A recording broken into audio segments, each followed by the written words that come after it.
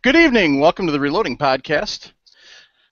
Jim, Jason, and I are going on week 2 of answering people's questions from the reloading room. But as we always do, let's start off with what we did in firearms and reloading this week. Jason, did you? Nothing again. Wow. Shame on you, boy. I've had a hard couple of weeks. I know how that goes.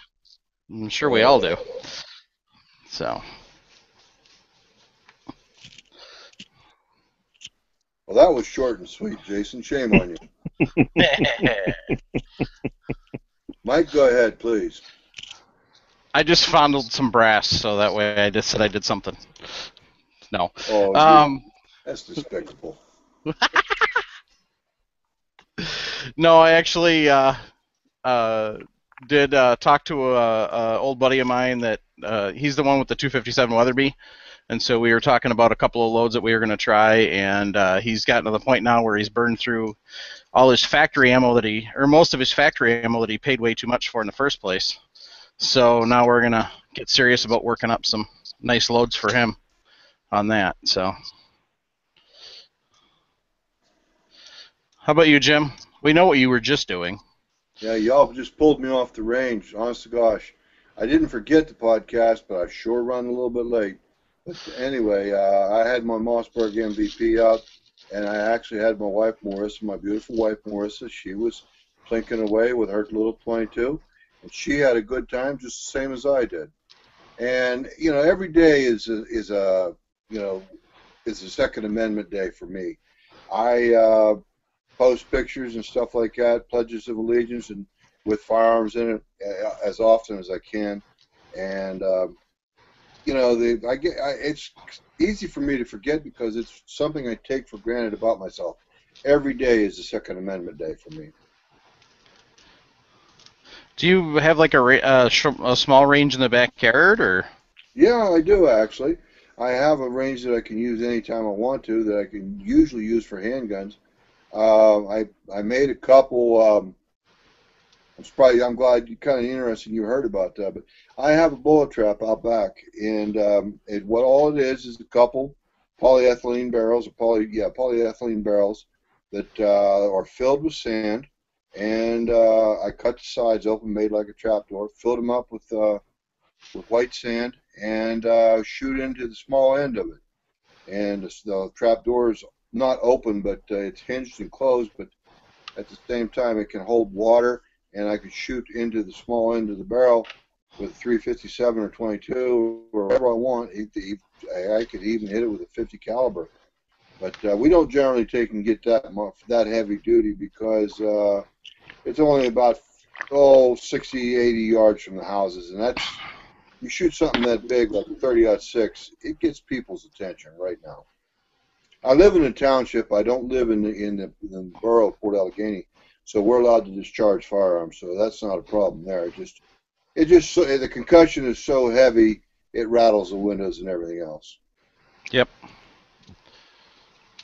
Yeah, I've got that same issue here. That's why, except for mine are a little closer, so I stick to just air rifles and air pistols. So I don't have to tell you, Mike. But don't ever underestimate that air rifle. No, but they are quieter than the 22, so that's why. So we got a couple of people that have joined the podcast. We've got William Bellata and Mark Hokum. Sorry if I slaughtered the last names, but they're both on listening to the podcast. So welcome, Mark. Welcome, William.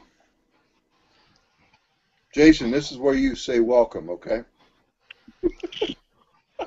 Welcome, gentlemen. You gotta remember, Jason's I was just trying to figure out how to find them on the computer here. You're gonna have to bear with me.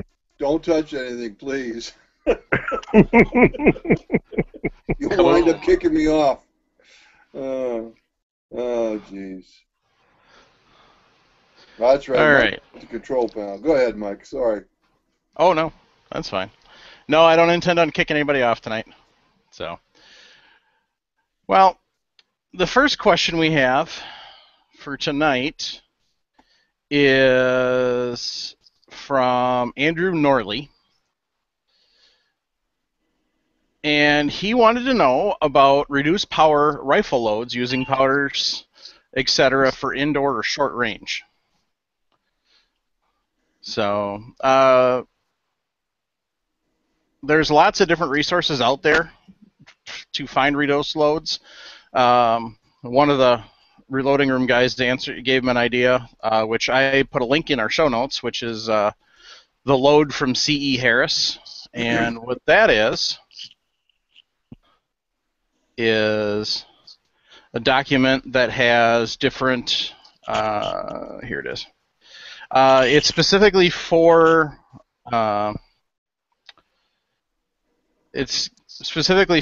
larger cases. So your 30 calibers, and he just kind of goes through and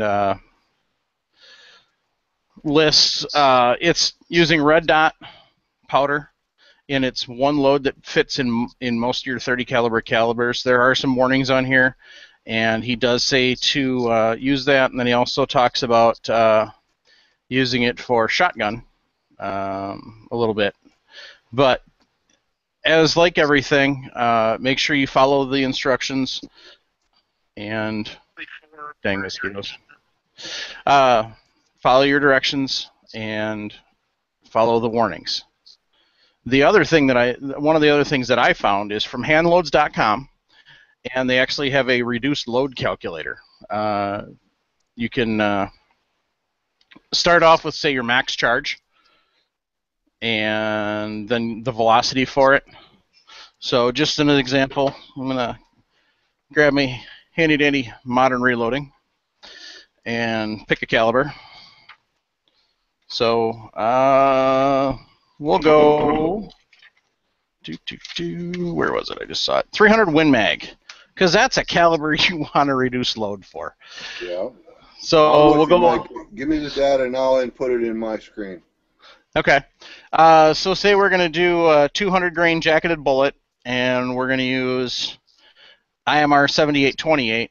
Its max load is 71 grains, and its velocity is 2,900 feet per second. Okay. And what's the desired velocity you want? Well, we want to cut that down. So let's say. How's minimum 1,500 sound? About half. Yeah, we'll go half on that. Okay. Suggested powder charge is 33.1 grains. Okay. So that kind of proves that it's not just simply cutting your powder in half. You mind giving me a minute to read the caveat on this page? Yeah, absolutely. Okay, this is from www.handloads.com/calc/reduce.asp. And there is a link. There is that link in the show notes. Yes, sir. So.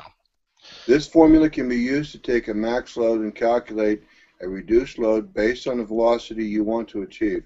For example, you have a classic 45 Colt load of 10 grains of unique over 260 grain bullet at 1,000 feet per second, but you want something around 850 feet.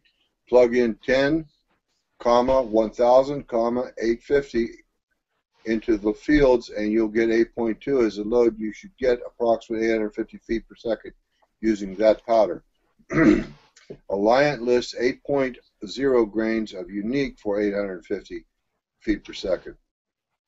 The person who wrote this calculator says, I compared the results of this formula to handgun data and several published loading manuals, and in no cases was the calculated result off by more than 1 grain, and 90% of the cases it was off by a half grain or less, and in most cases the predicted powder charge was less than what was published. I'm sure there's someone who's out there thinking you could reverse the formula and figure out loads in the other direction too. He said maybe, but there would be no way to know when you've exceeded the max load and have gotten into dangerous or deadly territory, so I wouldn't build a calculator that solves for that solution. Now that, to me, forgive me, I don't mean to dig and pour water on anybody's parade, But to me, this sounds like this reduced load calculator was designed and intended for handgun loads. Yeah, it doesn't say anywhere that it's. It does not say it's not for rifle. You're absolutely right. But again, you know, from running the reloading room for 3 years in a row, Right. I'll freely admit I'm gun shy. Oh no, we have to be. I mean, absolutely. There is, and you know that's the thing we've preached from day one is safety, safety, safety, and you know that's one of the things that this says here, and we'd have to get a hold of whoever made up the calculator to find out, and I didn't have enough time. That's something I'm going to do is get a hold of the person that created the calculator and find out if it's specifically for, if they're specifically looking at just for handgun. So, and then there also is a database that's attached to this. Okay. So that goes with handloads.com, and handloads.com is a forum.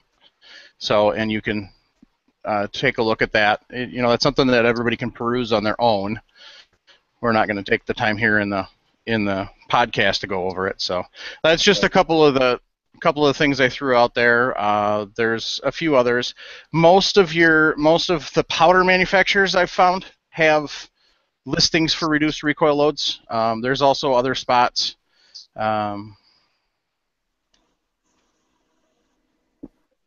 That you can find stuff, and I'll put a couple more of the links in the show notes. So, but yeah, from day one when Jim and I started doing this together, and even the first 2 episodes that I did, the basic premise on this entire expedition is safety first, and so you always, as a reloader, you always want to err on the side of safety, and especially when you start getting into unknown territory like wildcatting, or you start trying to get towards the max or beyond the max, which we never recommend going beyond the max.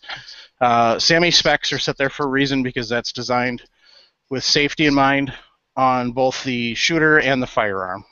You can look all over the web and you can find pictures of people that blew up their guns because they were shooting too hot a load or not a safe load, different things. When firearms manufacturers design their firearms, they design them to surpass SAMI specs. It's not a case of they're going to take and say SAMI specs on that 300 Win Mag, or like a 300 Winchester. Your max specs, your max pressures I'm seeing here is 58.9, 60,000. When firearms manufacturer designs that 308, they don't design that 308 to just barely handle that 60,000 pressure. They design that well beyond that because they want to have an air of safety.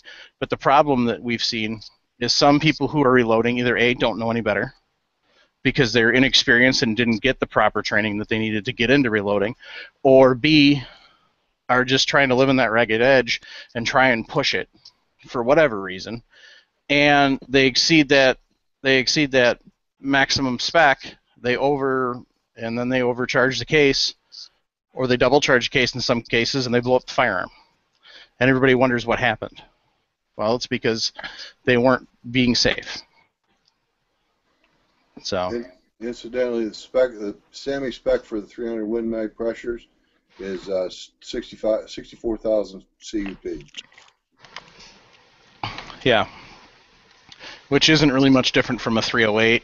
And from what I've seen, most of your 30 calibers are in that 60,000 to 65,000 range. Right. Regardless of whether I do believe 65 is the absolute max that SAMI allows, shall we say? Okay. Yeah, I'm looking at the SAMI chart right now, the number of the SAMI chart, and nothing's above 65. The thing is, too, you're right about the fact they do build in a margin of safety there. The other thing is, too, they also configure their specifications, so on and so forth, for time, meaning how much time that pressure spends inside the chamber of your rifle. If you, of course, exceed the pressure, you have less time. That's all there is to it. And if you exceed it too much, you're not going to have any time. Right. And how much pressure you generate also is determined by what type of powder you use and at what rate it burns. You can have a half-charged case that actually exceeds pressure because it's a slow-burning powder. And so the powder burns too slow to get the bullet moving to generate that pressure and get the bullet moving until it's already reached the max pressure. Right. Even to give you an idea, I looked up 375 H&H, and the highest pressure I see on that is 60,000. 6362 to be specific, and that's 270 grain. So, yeah, they don't really push the envelope, and that's one of the biggest cartridges I can think of off the top of my head. Other than there's the 375 or 378 Weatherby mag, which is right behind it, and it's still nothing over 60,000. So, they definitely take the time to put safety in mind when they're creating cartridges and creating the specs. So, all right. Jason, have you done any reduced recoil for your 444? No, I haven't. Okay. Jim, have you done any for any of yours? Yes, I did, but I don't have the facility to test it. Well, I should. It was for 35 Remington, and it was for my Thompson Center Contender. I made some reduced loads using cast bullets, and Okay. I used powder unique. I don't know off the top of my head, and I wouldn't dare tell you what it is. But the thing is, it was a reduced load. I don't think anything. I think I loaded it up 1,700 feet per second. And in 35 Remington, I think it's a 2,000, 2,200 feet per second cartridge. It's loping along. But these are cast bullets too, not jacketed bullets. Right. And that brings us to one of the next questions I wanted to touch on. Is where is it? Dun, dun, dun, dun. Jim Johnson wants to know about lead versus plated or jacketed bullets. We kind of touched on that a little bit, but we were also kind of running a little shorter, so. Okay. I don't see the question, but Jason and I both can address that one. Yeah, I didn't. Go ahead, Jason. Go ahead. And if you feel feeling up to it.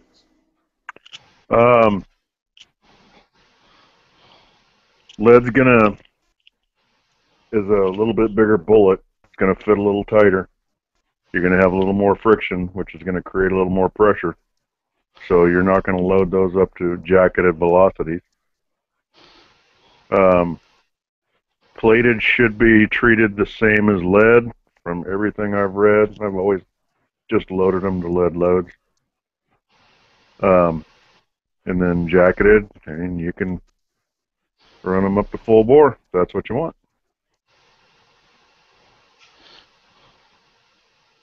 All right. That's an oversimplification.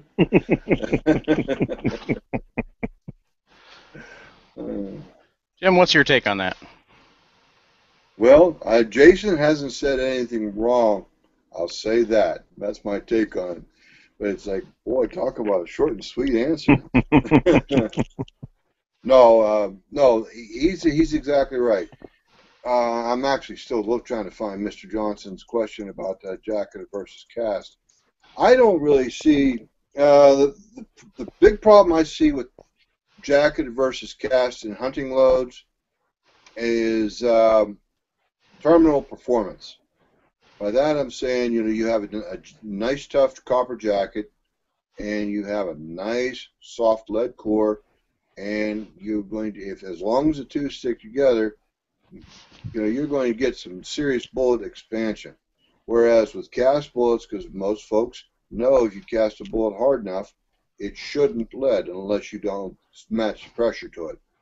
And if you match the pressure up with it, if you're using like 327 diameter, then the 32 Magnum, Jason, you know what I'm talking about, that little Federal cartridge, the Federal 327 Magnum.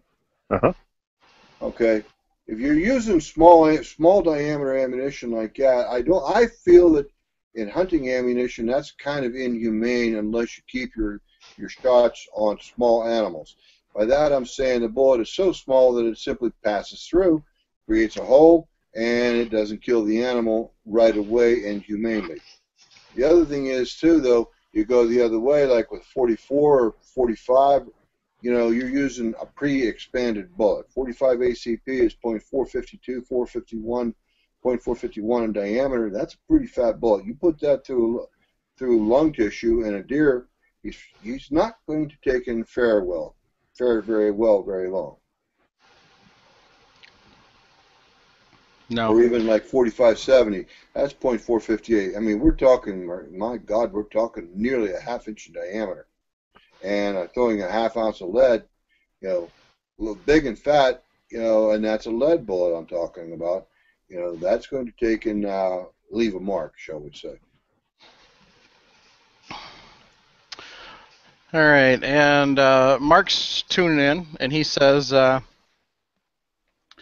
Barry's bullets seem to be cast diameter, whereas Extreme's bullets seem to be jacketed diameter. So he's noticing a bit of a difference there.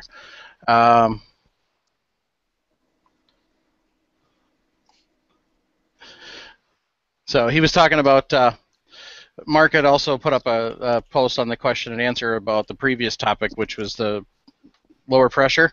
Says he used to shoot 30-40 Krag on a 22 range. They'd use 7 grains of unique and then pack toilet paper in to hold the powder against the primer and then put in a small cast bullet. So that was the way they kind of got around the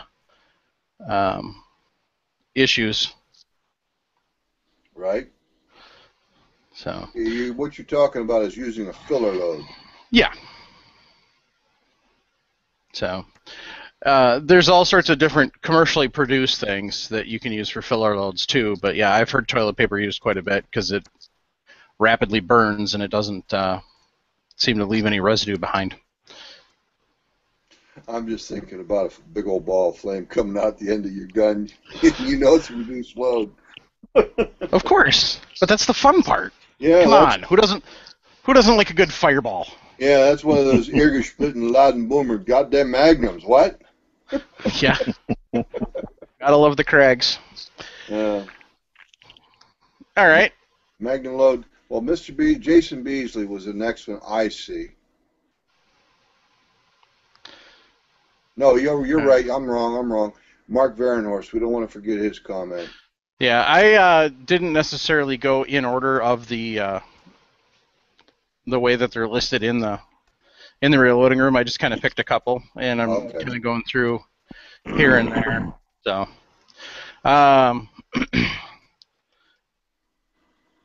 let's see here. Plus, I saw Jason's. I'm thinking that would be an entire, that'd be kind of a entire episode just talking about the powders. Yeah. Actually, quite a few. And, do a specific powder. What Jason's question is he said, I'd like to hear a discussion about why certain powders work better in certain applications than others. And then some product reviews, which we're working on getting there.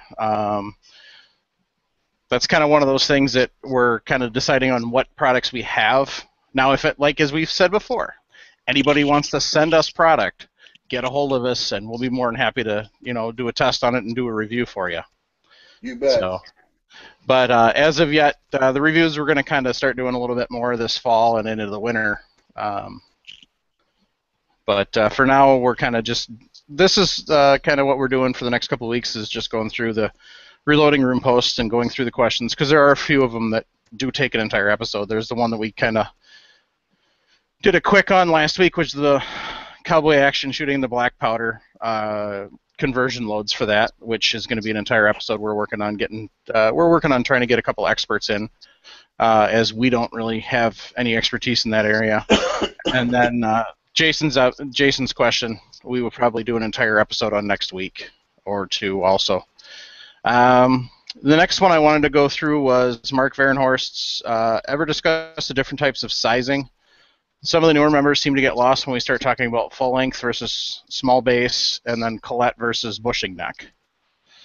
I can kind of answer a little bit on that. Versus the full sizing versus the Colette neck sizing is basically this. What we've got here is we've got our 308 Winchester case. If we can get to zoom into view, there we go. What the full sizing does is it's actually a die that goes all the way down on the inside and the outside to size it. This is provided that you haven't shot this in your firearm. That's what the point of the full sizing is. What the Colette or the neck sizing is it just sizes this part up here and the shoulder just to make it so the bullet will fit back in. If anybody remembers a few episodes ago, we were playing around with that, and I had the one bullet that would drop all the way into the case because I didn't use the Colette sizing correctly the first time I did it. I don't honestly remember which episode that was, but that was one of those we made into a little joke of the disappearing bullet. But what it does, the neck sizing, once you fired a cartridge in your rifle or in your pistol or your handgun or any, what it does is it's called fire forming, and it allows the brass to expand out to your chamber, and then obviously the brass does come back a little bit once it cools, but it forms to fit your chamber of your rifle or your pistol or your handgun, I should say. What it does, it minimizes the need for sizing to make sure that it's going to fit, because sometimes when you get once fired brass off the range, or even sometimes you get new never fired brass, it's not necessarily uniformly sized. So what happens is you try and just do the neck sizing, and you go to put it in your firearm and it won't fit because of the fact that maybe the shoulder was a little misshapen, or the actual sidewalls are out around. Excuse me. Or there's various different things that can cause it to not fit into your firearm, because as most people who've been shooting for a while know, but the new reloaders don't necessarily, every chamber is different. You can take two AR-15s and put them next to each other, even if the barrel's the exact same, the company that made those the exact same, and that chamber, if you were able to make a casting slug of that chamber on the first rifle, it may not fit the second one. That's a fact. Because for one thing, what's going on in that particular instance, the chamber dimensions may not match. We're talking maybe a millionth of an inch. We're talking minute amounts, and what that is, that's tooling wear in the factory. That's fair and tear, normal tooling wear in the manufacturer facility, and there is no such thing as two chambers being absolutely identical. The same thing goes for the rifle bores, and when they create the rifling and the bore, excuse me, you have the same exact issue. It's because of tooling wear and manufacturing. And they don't make, when they make a firearm, they work within a tolerance, and the tolerance is usually pretty close, half thousandths to a full thousandths. But I'm talking 0.0005. Excuse me, no. 3 zeros and a 5, that's a half of a thousandth up to 1 full thousandth. That's 2 zeros and a 1. And that's pretty close work.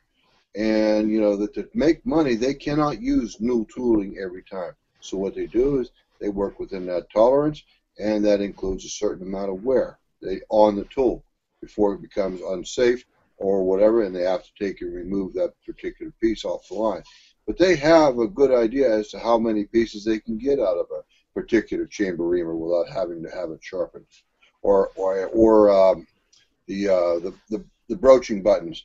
They have an idea as to how many they can get out of that, and you might get 20 barrels, but the first barrel is going to be small because the tooling is fresh, and the last barrel, because the barrel is going to be large because the tooling is fresh. But yet that 20th barrel, the diameter of the broaching button is going to be quite a bit smaller. By that, I'm talking tenths of a thousandths, and when it gets smaller like that, it wears out.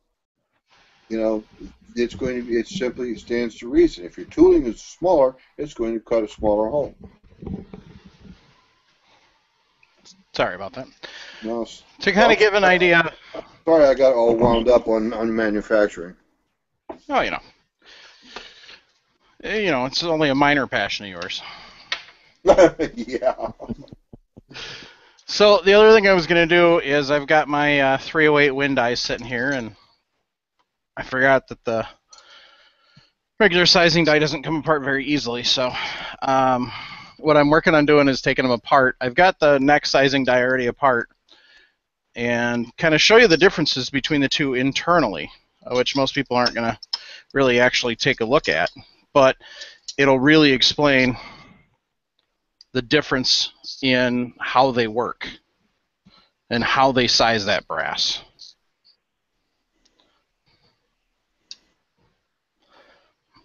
All right. So, Jason? Yes, sir. Which way do you prefer? Full sizing every time, or once it's been either full sized once or fire sized? Just neck sizing. I full size everything. Okay. All right. So I've got this apart now. This is the full size. What I've got here is this goes inside and sizes the case mouth. And while that's being done, it expands the case mouth back out the side. And then what this does is this actually forces the side walls back in and compresses it to the way it's supposed to be, because this expanded when you shot it. And then the decapping pin is on the end here, which is for pushing the primer out. Now, how this is held in is it's a threaded collet, and that didn't show up very well, but it goes in, and this is adjustable depth-wise.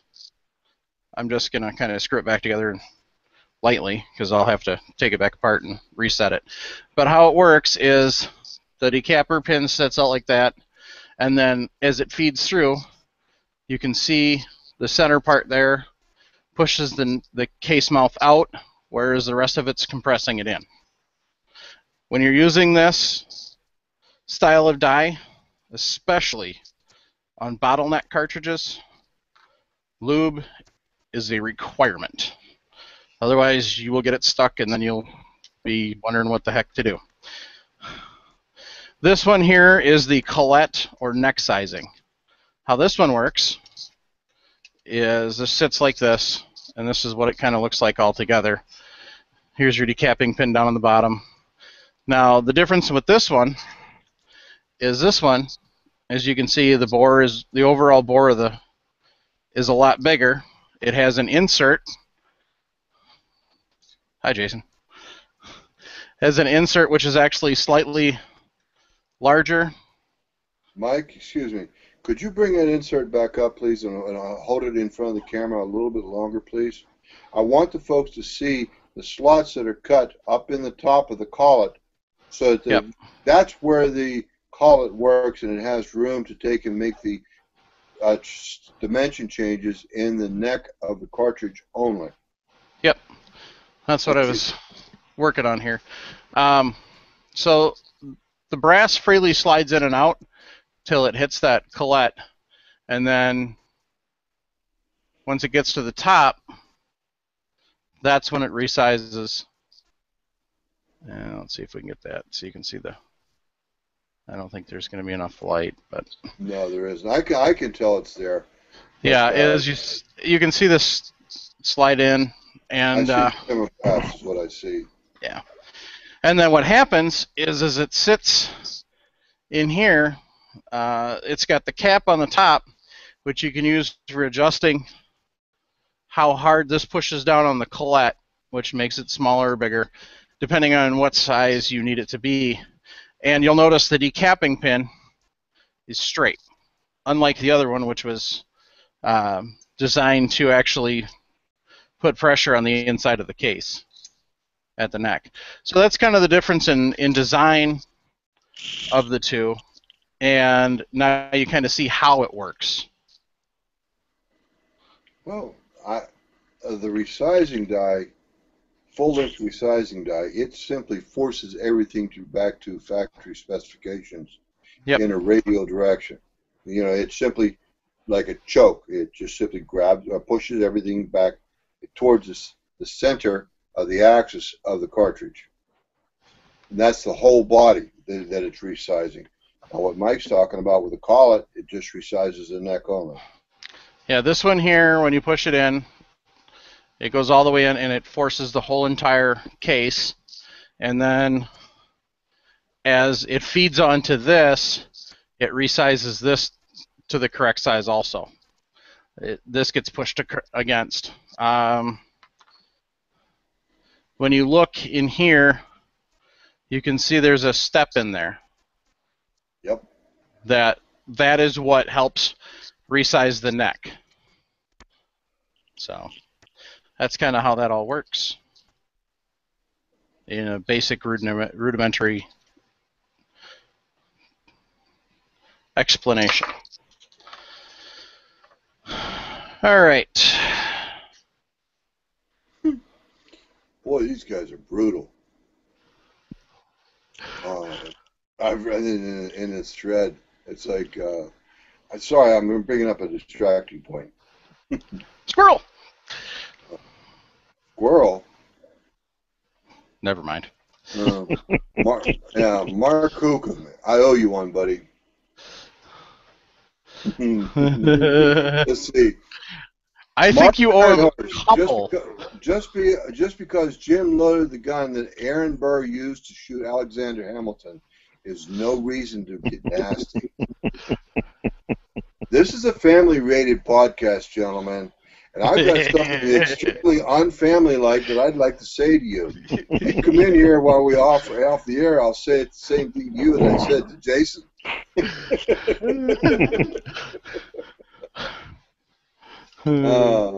Mark's in the Q&A also, and yeah, he's heard me, and like Mark Vernon, he says, yeah. Mark says in the Q&A, he goes, "We love fire," relating to your fireball comment. Oh, okay. And I owe Mark Varenhorst one too. Like, Mark Hookham. I think Jim started when end stuffers were the only reloading being done. LOL. You guys are brutal tonight. Tough crowd, tough crowd. Yes, sir. Yes, sir. All right, so I love it. Yeah, there's a great bunch of people in the reloading room. So, all right. Oh, Mark now says, "Sorry, Jim." I don't believe him. Sorry, you're behind. Uh-oh. Oh, okay. Haha. Now you can see the... All right, so... Thanks. I love you too, Mike.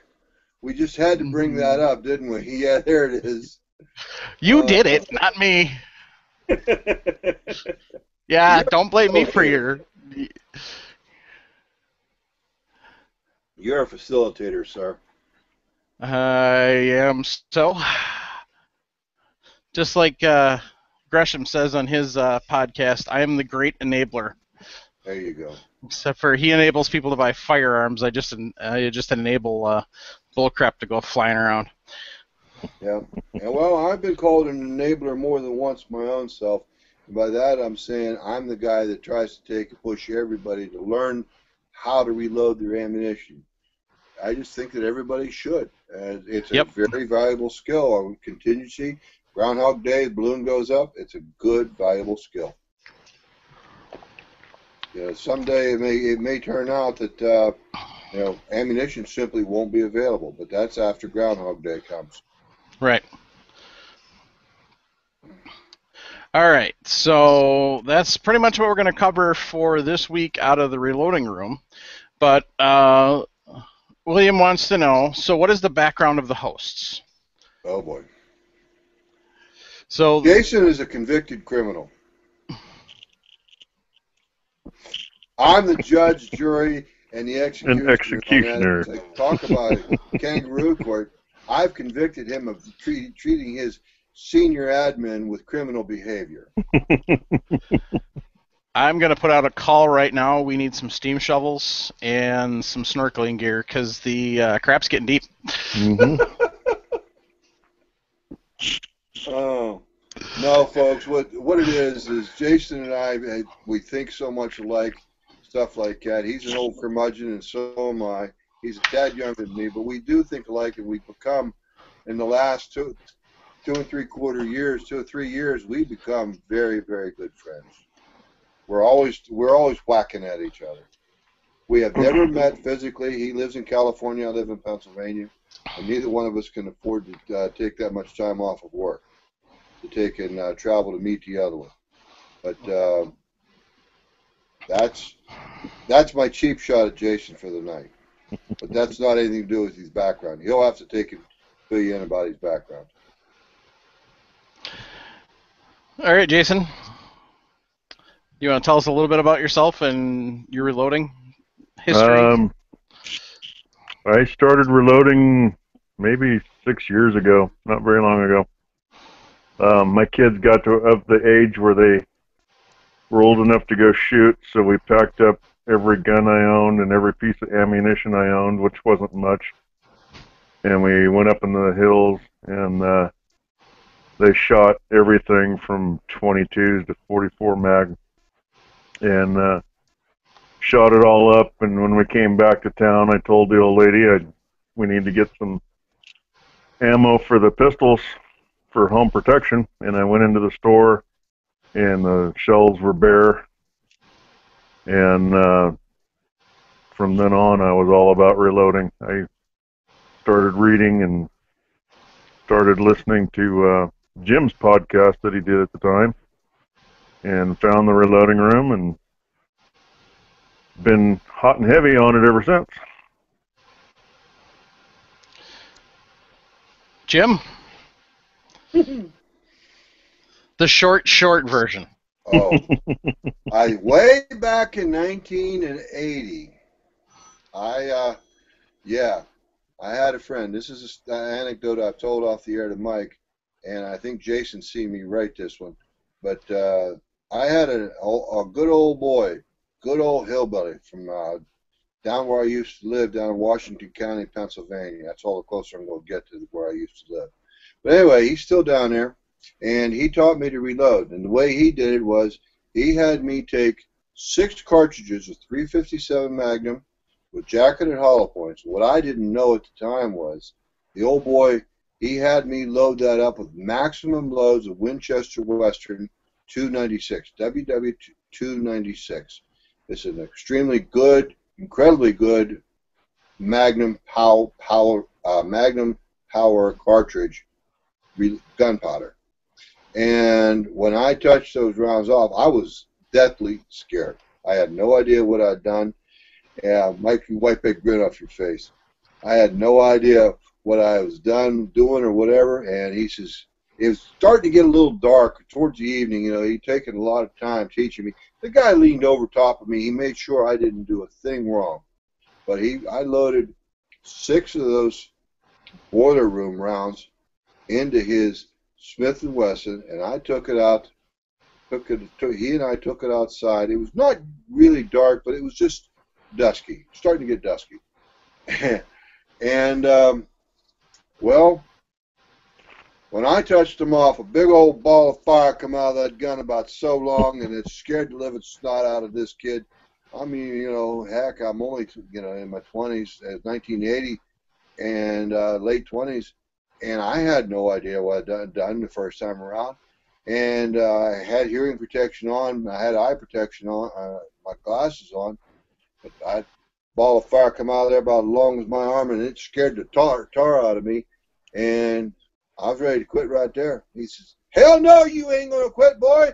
You made it, now you break them." And I did, and I've been hooked ever since. And that was with jacketed hollow point bullets, and well, WW296 is a very good 44 Magnum powder. And the thing is, it's a slow powder. And slow powders don't completely burn in the barrel. And when that happens, you're going to get unburned powder coming out the barrel. Fireball. Yeah, I We see like you doing fire. that. Yeah, yeah, you and Mark Hooker. That's right. My favorite round that I ever shot was I had a when I first started getting into deer hunting. I was gonna go smoke pole, and a friend of mine, the one that's got the 257 Weatherby, absolutely abhorred the idea that I was gonna go and get a smoke pole for deer hunting. So he went out and picked up a Remington 710 when they first came out. It was Remington's first really cheap all plastic rifle in 30-06. And just to go out and shoot at some, I went and got some Russian 30-06 ammo. And needless to say, that had some really nice fireballs on it. So that was always fun to take out to the range because you'd crank one off and everybody'd look at you and go, "What was that?" Just a 30-06. So fireballs are always fun. I know my old buddy Tom did, and it's interesting because a little follow-up on that. I talked to him about the middle of last year, and I told him about the reloading room and so on and so forth, and he says, Jim, I told you could never pay me back, but you've done more than pay it forward. You've created this. At that time, Jason, what were we, about 3,000 people about this time of year? Yeah, I think so. And, at the time, 3,000 people. Now we're up 15,000, pushing 16,000 people reloading, and it's like, oh boy, it's just a lot of fun. A lot of fun, I'll say that. A lot of work, but it's a lot of fun. I got good people helping me, like Jason Trumbo. Yeah, it's definitely just, especially even in the last 6 months, kind of exploded. Yep. In the amount of people that it has. I believe that's a political thing there going on. We'll take them. I'm not sure. As of current, there is 15,788 members in the reloading room. Yes, sir. And that's not just Americans. We have Canadians in there too. So. Oh yeah. And I've got a couple of Canadian kind of podcasting friends, shall we say, and so at some point in time we're going to have them on so they can talk about the state of reloading in Canada versus America. We know the firearms rules are different, but a lot of people kind of wonder if the reloading rules are different or not. So that's something that we're going to have them come on. I'm waiting for the one-person schedule to kind of slow down a bit. So hopefully towards fall, when it gets fall here and winter there, and it starts getting dark and stuff. So I do have one more topic I'd like to cover tonight, if that's all right. Sure. Okay, and this is from Jenny and Kevin Cromer, and his question is, where do they load data, and why it's lower than other sources? I'm still wondering. Well, a lot of folks are wondering that, Jenny and Kevin. The thing is, a lot of it is liability and so on and all that. Lawyer-driven, attorney-driven kind of problems. But that's part of it. But that's really not all of it. I honest to God believe that some of this stuff, like with Hornady, they do everything jacketed. Lyman does a lot of stuff with cast bullets. The idea is, well, you've got Spear out there, you've got a Nosler, Sierra, you've got all the big bullet makers out there. They all have their own data. They buy their own pressure barrels and so on and so forth. And, reason why one might be lower, well, somebody's got to be on the bottom. That's part of it. That's still not the major reason. The major reason is they develop their own data. And when they get their bullets performing the way they want them to and to be designed, why should they go on any further? The thing is, it depends upon, that piece of paper you're going to shoot with that 168 grain match hollow point is not going to care about the extra 30 feet per second the Sierra puts in their load data that Hornady just didn't bother. And the numbers might be wrong. I'm pulling the numbers out of the air. But the thing is, that data is, once it creates a correct trajectory, why should they continue any further? It's doing what Hornady says it would, and on their conditions. And if you load their powder, their data, and their barrels or your own guns, this is a guideline as to what you should be able to expect from your own guns. Remember, folks, they're using pressure barrels, test beds. They're using a firing machine that you just can't believe, and it's got steel walls about this thick. Okay, our rifle barrels are about that much. That's about a half of an inch. No, not even that. Maybe 3/8 of an inch, 7/16 of an inch around the outside of the periphery of the bullet in the cartridge. Well, these pressure barrels and test beds that they use, these shooting machines, they can withstand 100,000 CUP. You put 100,000 CUP in your barrels, you won't live to tell about it. But anyway, the thing is, they stop at a certain point. Everybody's got, got a goal they want to meet, and that's what I believe the Hornady is doing. Met their goal. Absolutely. Sorry, Yeah, I get that wound up. Well, it's just like when we're working up our own custom loads. When you find, for me with my 308, when I've got all 5 rounds touching, I'm done. I could go farther, but why bother? When the bench loader has all 5 that are in the same hole, and maybe he's running min load, why bother? It's that order of cost versus results.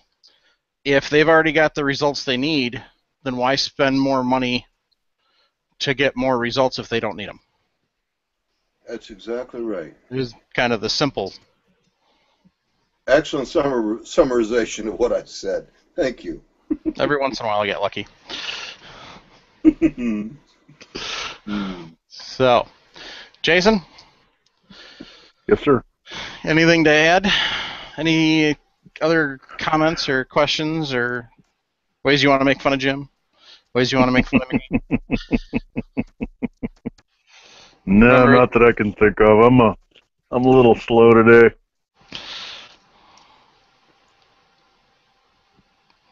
I know how that goes. It's a nice, lazy Sunday. I was laying out in the backyard in the hammock earlier. Of course, then Thunderstorm decided it wanted to show up, so that ended that. But yeah, it was just kind of. He's going to try to convince you he's being merciful.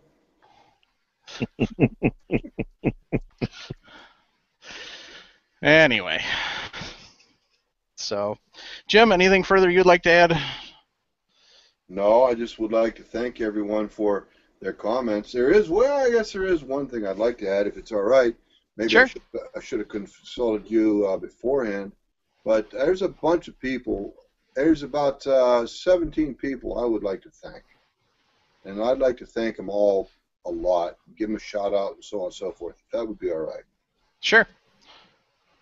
And then starting in seniority, these are the admins of the reloading room. The most senior admin we have is Carol McNall. She was my first admin. Then Salvatore Cincomani. Thanks, Sal. Stephen McNall. An interesting combination there. Carol McNall is the wife of Stephen McNall. And Stephen McNall, of course, is her husband. And they're both very different people, and they're great. Then the next in seniority is that nefarious character, the other one that doesn't have the jug to his face, and the one that's not talking very much tonight because he's tired, Jason Trumbo. That's my buddy. I like to beat him up so bad it isn't funny. Yeah, he takes that licking, and he just keeps on ticking. And we have a friend by the name of Stickman in the reloading room. He's one of my admins. And speaking of Canadians, Duncan W. Perry. He lives over in Nova Scotia. He lives in Canada, and yes, he does do reloading in Canada. He manufactures quite a bit of handgun ammo. Well, another lady admin we have, that's Mary Dill. She's out in Oregon. Mark Varenhorst is in Iowa. Alan Tabor is in Arkansas. Alan Classic is in, of all places, Nebraska. Where in the world is Nebraska? Ron Britt, he's in Texas, and Scott Kelly, he's in California with Jason out there in the lands of. Never mind, we're not going to go there. Butch Williams, he lives in Indiana. Owen Diamond, I'll be honest with you, I've forgotten where Owen lives. Sorry, Owen. Danny Schofield. Owen lives in Arizona, I believe. Okay, thank you, sir. Denny Schaffelman lives in, you're going to have to help me with Rocky Jet, too. Denny Schaffelman lives in South Dakota. Rocky Jet's one of my admins. He's one of the newer admins. And my buddy Tom McClellan. I've known Tom almost since day one. As a matter of fact, I've known Tom since before I created the reloading room, and he's my most junior admin. Jason brought him in, not I. You know, because I'm such good friends with Tom, I kind of don't want to get Tom under the pod of favoritism, so Jason brought him in. It's like, wow, I'm really tickled with that. But anyway, I wanted to thank all my admins for all the hard work they do. To manage 15,700 plus wild cats and try to herd them cats in one direction, it takes a lot of hard work. All right, now I'm in the admin group looking at different postings and so forth that these folks have had to put up to try and manage the group and trying to take and keep the folks steered in the direction that I personally want the reloading room to go in. I want it to stay in the field of education and all that sort of thing. And I don't want to get into political. I don't want to let it turn into buy and sell. And these folks support my goal, and they have from day one. And I thank them from the bottom of my heart. I love them all. And Jason, I'm not so. I love them all. To hell with it. I love them all.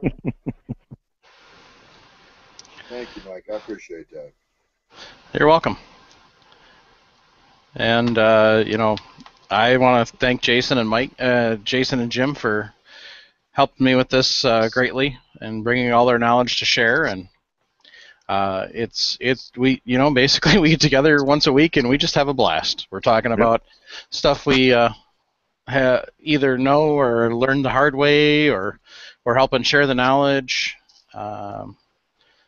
Covering some of the old stuff, some of the new stuff, basics, a little more experienced, advanced stuff. And it's basically just to get a really good idea of, what the new people need to know, but yet still keeping the attention of the advanced reloaders. Yep. So we're not, it's a really a fine line. And I thank you, gentlemen, for really helping guide as we go along with that. So. I also want to once again thank Jake and the Firearms Radio Network. They sponsor the bandwidth for this every week so we can bring this to you. And all of you who listen to this, once again, go to reloadingpodcast.com. If you're buying stuff from Brownells or Sinclair's, there's a link there that you can help out the show. Or there's a link there for Amazon that you can help out the show, and we really appreciate it. Any and all. Mike, I'm doing it. I'm supporting this show through Amazon. Yeah, everything we buy through Amazon goes through there. And right now I'm waiting for my accountant wife to let me spend a little more money on reloading because there's a couple things on Brownells I want to get. So, but yeah, and that's going to be done through the links too because, like I said, it doesn't cost you, the purchaser, any more money, and it just kind of helps the show out. So thanks for that. Thanks everybody that tunes in on a weekly basis. Sorry about last week. I had some technical issues trying to get the audio podcast up, but it's up now, so I apologize for that. But this one shouldn't have any issues because the problems that I had, I fixed. So technology is great when it works right, and when it doesn't, kind of sucks. So, but once again, just thanks everybody for tuning in, and y'all have a good night. Thank you, everyone, especially the members of the Reloading Room. Thank you all. Yes, indeed. Good night, everyone. Good night, everyone. Good night.